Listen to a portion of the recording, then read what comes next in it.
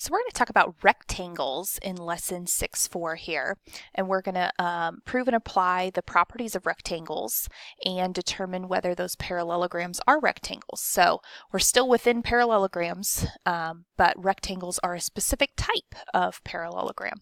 So just a warm up to talk about parallelograms here. If you want to try this on your own, you should know how to do it.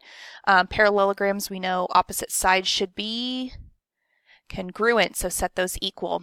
We also know that these angles next to each other should be supplementary, so go ahead and set that up and solve and check when you're ready.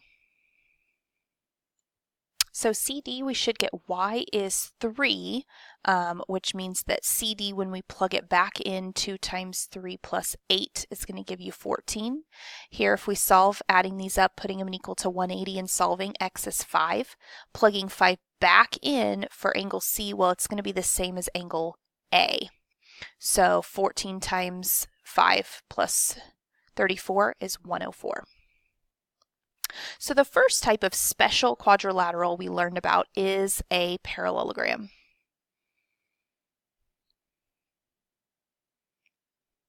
So within the parallelogram family, that's another special quadrilateral that we're going to have is a rectangle. And a rectangle is a parallelogram. So it's going to have all the same characteristics a parallelogram has with 4 right angles.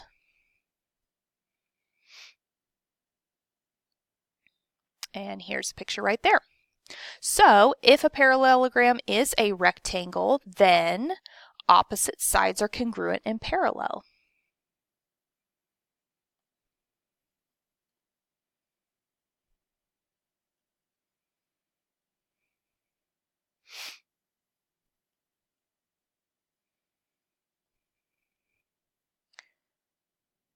My R is very close to sides.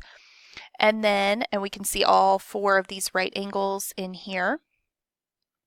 So opposite sides here are going to be congruent and parallel and congruent and parallel. And then if a parallelogram is a rectangle, then the diagonals are congruent.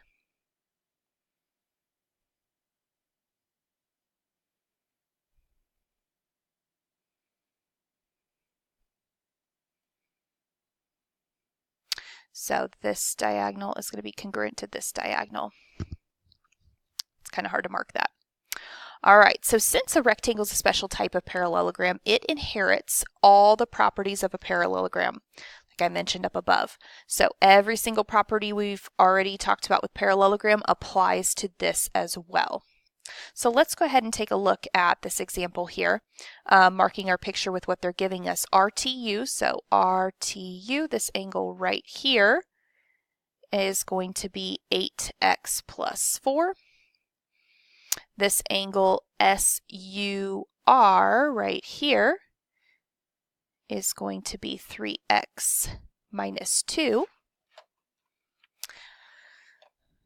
All right, so let's fix my arrow here. That looks awful. There we go. So that right there, that angle is 3x minus 2. So we know that this angle and this angle are going to be the same, and then together those angles are going to add up and be a right angle. So we're going to add 8x plus 4 plus 3x minus 2. We're going to set those equal to 90. So that's going to give me 11x plus 2. And then we'll subtract 2. So 11x is equal to 88, which means x is equal to 8. And it just says to find x, so we are done. Flipping the page for our next example, we have the rectangle picture frame. JK over here is 50, and JL, this diagonal, is 86. And then we want to find HM, this one right here, and we want to find LM.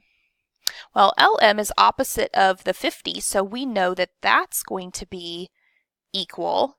So LM, we can already say, is equal to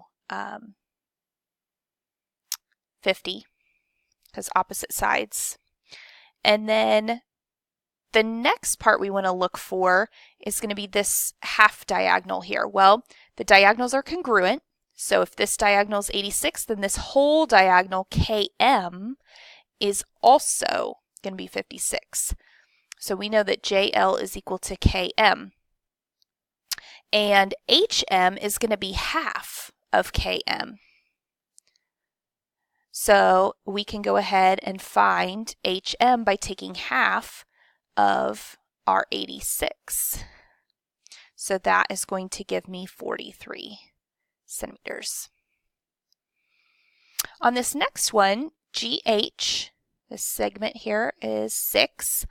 FH, the whole diagonal there is 15. So this diagonal is 15 as well, right? And then this opposite side is 6 here. So FE is 6. And then we want GJ, this half right here. So it's going to be half of this diagonal. So 15 divided by 2, and that's going to give me 7.5 feet. And this one is feet too. So conditions for a rectangle, let's go ahead and kind of number these here. So if one right, should not abbreviate. It's kind of going all together. So let's write it out. If one right angle is in a parallelogram, then the parallelogram is a rectangle. If, and then we're going to add here, the diagonals are congruent, then the parallelogram is a rectangle. So these are our conditions here, which we kind of already touched on in the beginning. So let's take a look at it in the coordinate plane here. So we need to identify either 1 or 2 to verify that this is a parallelogram. Okay, so first we need to figure out if it's a parallelogram. So we need to look at maybe JK, this side, seeing if it's parallel to this side, and then seeing if MJ is parallel to LK, and then if both of those are parallel, we have our parallelogram. Then we can check to see if it is the diagonals are congruent, and then verify that the sides are perpendicular, and we can prove then that it's a rectangle. So let's start with our parallelogram, JK being parallel to ML. Well, parallel, we need to look and see if they have the same slope. So M is going to be for JK, it looks like up 1/3. So a slope of 1/3, rise over run. And that is the same here, up 1/3. Then MJ parallel to LK. Let's see if that's the same. So this one's a negative slope. We're going down 3/1, down 3/1, down 3/1. So it is a slope of -3. So these sides are perpendicular to each other, which means they're forming a right angle. And it says, though, that it wants us to verify the diagonals. So from KM, is that equal to our other diagonal, JL? Let's test it out here. So square root for distance formula, and we're going to use our points here. So 3 minus a -2 turns into a +2. If I'm doing my my K2 think that's my JL, but that's all right. Using our distance formula here. Yeah, I have these kind of switched. This is my JL, this is my KM for distance, but it's all good. And you can even use Pythagorean theorem kind of in a sense if you want to instead of distance. But this is square root of 50 and this is square root of 50. So my diagonals are congruent. And then we already showed the sides are perpendicular up here. So we are good to go to say this is a rectangle.